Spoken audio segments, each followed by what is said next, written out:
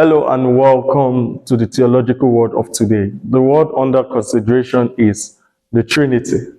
You've probably heard this a lot of times because if you don't hold to Trinitarian belief, you are probably not a Christian. What is the Trinity? The classical doctrine of the Trinity is the statement of belief that God is one as to essence and three as to persons. So the Christian belief is that God is one being, one nature. There is only one divine nature, or there is only one instantiation of the divine nature. But in this divine nature are three persons, that it is inherent to this divine nature to comprise three persons. It is very important when talking about the doctrine of the Trinity to realize that when we talk about divine persons, they are not exactly as we would understand human persons. Because when we think of human persons, we are talking about a separate being a person. But in the doctrine of the Trinity, there is only one God. That's an affirmation that is clear from Scripture.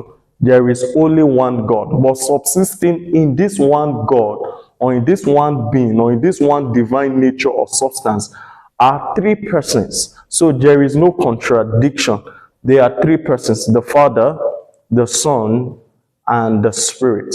We must be careful not to slip into modalism, which holds that it is one person assuming different modes. But in the doctrine of the Trinity, is one being, but three distinct persons who exist simultaneously at the same time. So it's not one person taking on the different face at different points in time. Neither is it three distinct beings cooperating together as one. That would be to share or to divide the divine nature. But remember, there is only one instantiation of the divine nature. And these persons are classically distinguished according to the origin relations of origin. And that is to say, the Father is the person in the Godhead who is unbegotten.